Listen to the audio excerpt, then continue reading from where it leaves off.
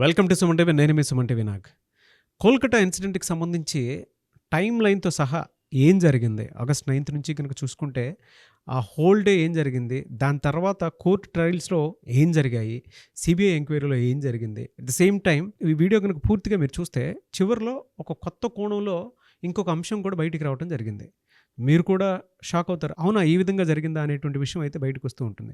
But ఈ time line అంతా జరిగిన తర్వాత దానికి సంబంధించినటువంటి డేటా ఈరోజు మనతో పాటు హైకోర్టు అడ్వకేట్ రవీంద్రనాథ్ గారు ఉన్నారు. ఆయన రివీల్ చేస్తారు. సో ఉన్నటువంటి డేటాని, కోర్టు ట్రయల్స్ని, దాని తర్వాత సిబిఐ, దాని తర్వాత సిట్ ఇచ్చినటువంటి ఇన్ఫర్మేషన్ ఏదైతే ఉందో వాటినన్నింటినీ క్రోడీకరించి ఈ వీడియోని పూర్తిగా అంటే టైం టు టైం అసలు ఏం జరిగింది వీటికి సంబంధించినటువంటి వాటిల్లో ఎగ్జాక్ట్గా ఆ టైంలో ఏం జరిగాయి, దాని తర్వాత జరిగినటువంటి పరిణామాలు ఏ విధంగా చోటు చేసుకున్నాయి, అండ్ జస్టిస్ ఎన్ని రోజుల్లో వచ్చే అవకాశం ఉంటుంది అనేది, త్వరితగతిన వచ్చే అవకాశం ఉందా లేదా అనేది కూడా ఈ వీడియో చూసిన తర్వాత మీకు క్లారిటీ వస్తుంది. So coming to subject. Hello sir.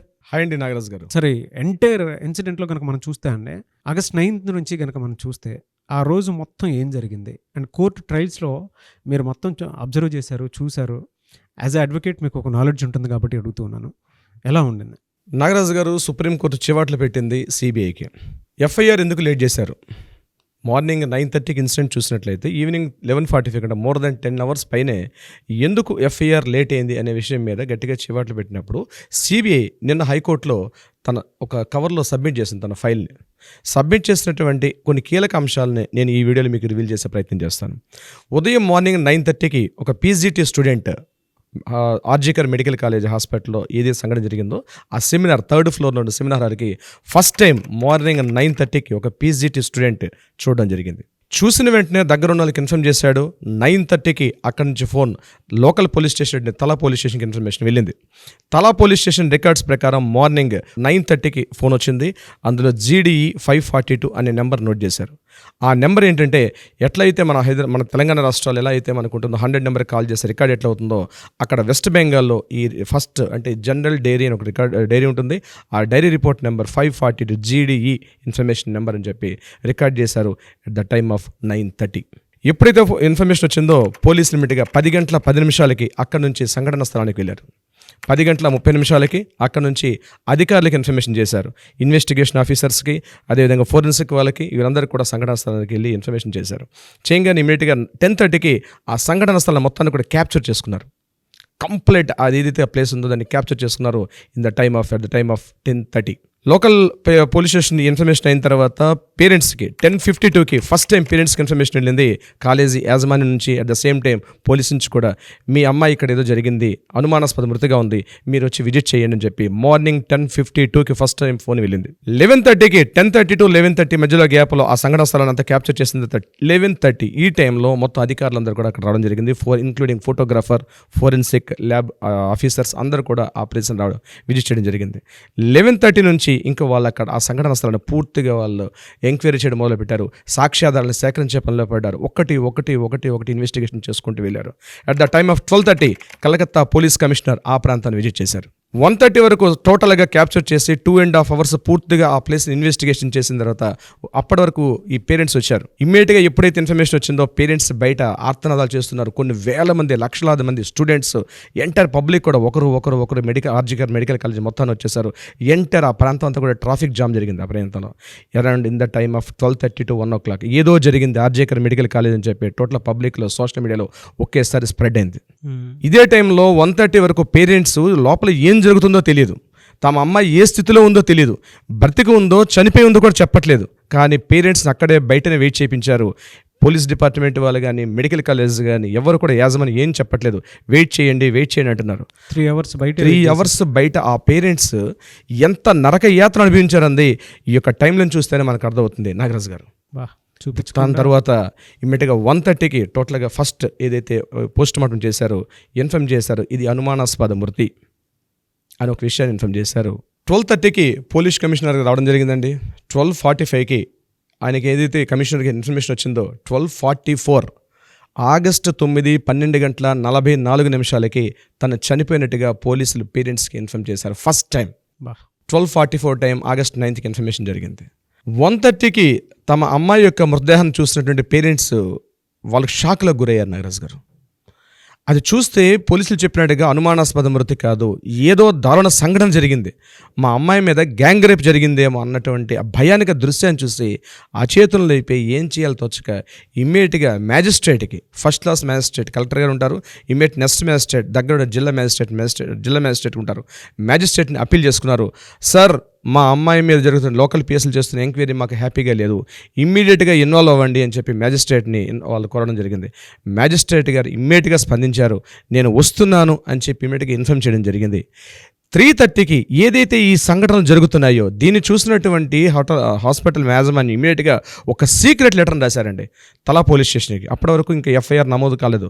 Nagaraju గుర్తుపెట్టుకోండి, ఎంటే టైంలో ఎక్కడ కూడా ఎఫ్ఐఆర్ నమోదు కాలేదు. పోస్ట్ మార్టం కూడా అయిపోయింది, ఎవరి పనిలో వాళ్ళు ఉన్నారు, కానీ ఎఫ్ఐఆర్ నమోదు కాలేదు. 3:30 తలా పోలీస్ స్టేషన్కి ఒక సీక్రెట్ లెటర్ వెళ్ళింది.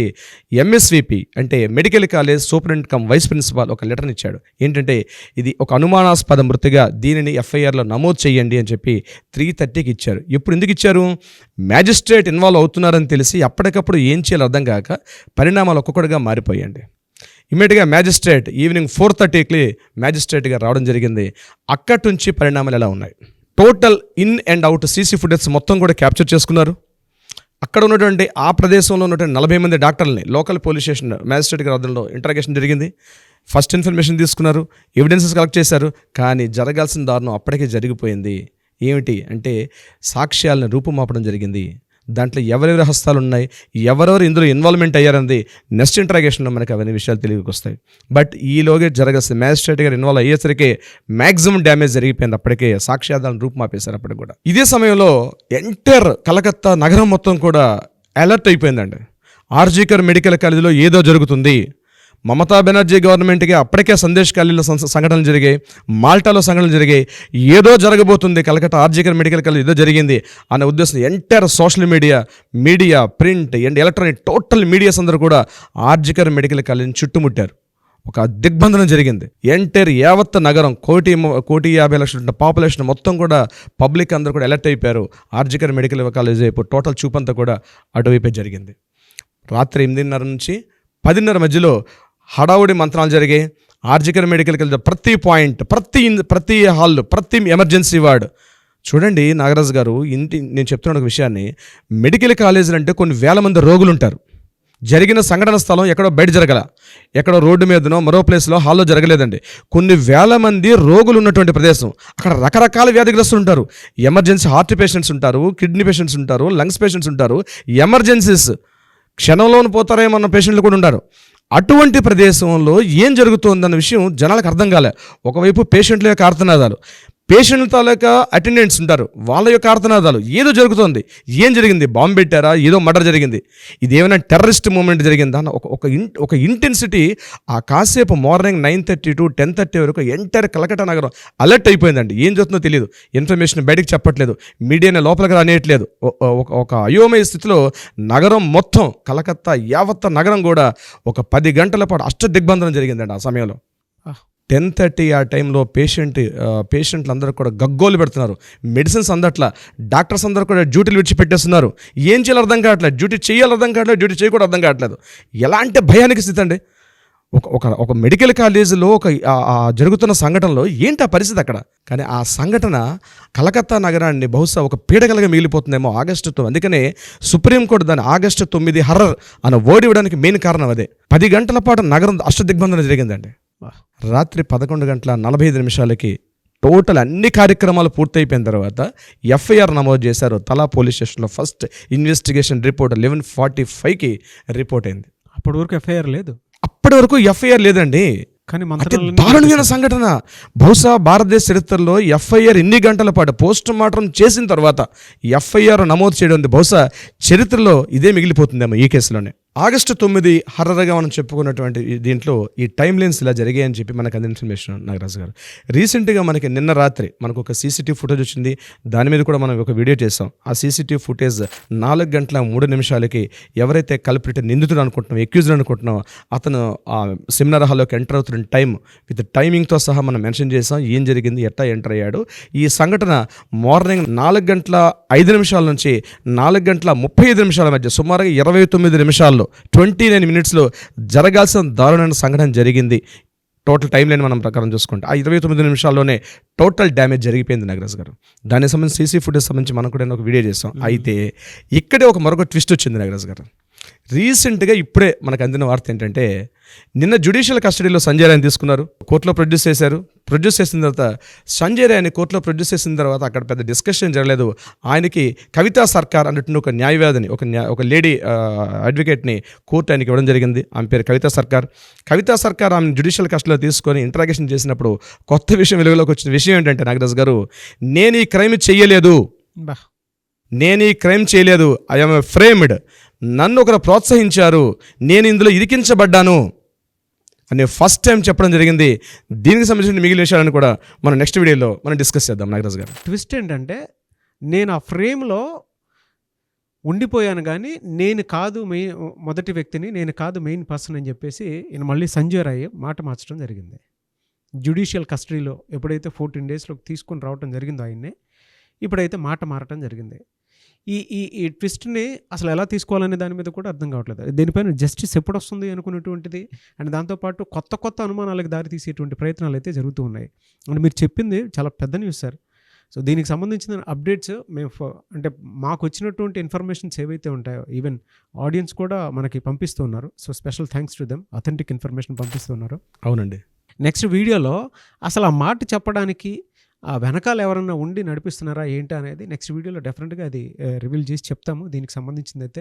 సో ప్రస్తుతం ఉన్నటువంటి ఇన్ఫర్మేషన్ అయితే ఇది. దేశం మొత్తం అట్టుడిగిపోతుంది అండ్ మన తెలుగు రాష్ట్రాల్లో ఉండేటువంటి వాళ్ళు కూడా ప్రతి ఒక్కరూ ఈ ఇన్సిడెంట్కి సంబంధించినటువంటి అప్డేట్స్ కోసం ఈ ఛానల్లోనే వచ్చి మరీ సెర్చ్ చేసి మరీ చూస్తున్నారు. So special thanks to them. అయితే అసలు దీనికి ఏంటి, ఎక్కడి వరకు వెళ్తుంది అనేటువంటిది కూడా ఒకసారి నెక్స్ట్ వీడియోలో మేము చెప్తాం మీకు. సో ప్రాపర్ ఇన్ఫర్మేషన్ ఉంటేనే కదా మీకు ఇవ్వాలి. సో దానికి సంబంధించింది ఒకసారి చూసుకొని చెప్తాను. ఎందుకంటే కొత్త కథనాలు, కొత్త మార్పులు చేర్పులు, దాంతోపాటు కొన్ని విషయాలు ఇప్పుడు మొన్నటి వరకు సుప్రీంకోర్టు ట్రయల్స్లోనే చెప్పారు యానిమల్ కంటే దారుణమైనటువంటి వ్యక్తి, ఎమోషన్స్ కూడా లేవు అనుకొని చెప్పేసి చెప్పారు. సడన్గా ఒక ట్విస్ట్ ఏంటంటే నేను కాదు ఇంకొకళ్ళు ఉన్నారని చెప్పేసి ఆయన చెప్పటం, నోరు విప్పటం. నిజంగా అది అంటే దాన్ని ఏ విధంగా తీసుకుని ముందుకెళ్లాలో, ఇందులో ఎంతమంది ఇన్వాల్వ్ అయ్యి ఉన్నారో అనేటువంటి చెప్పడానికి మీరు చెప్పినటువంటి టైం లైన్ దగ్గర నుంచి ఈ రోజు వరకు ఇందులో ప్రతి దాంట్లోనే ఒక పొలిటికల్ గేమ్ ఇన్వాల్వ్ అయ్యిందని చెప్పడానికి ఇంతకంటే బెస్ట్ ఎగ్జాంపుల్ ఉండదేమో అనిపించింది నాకైతే. చూద్దాం. Thank you sir, thank you so much. Thank you so much Nagaraj గారు.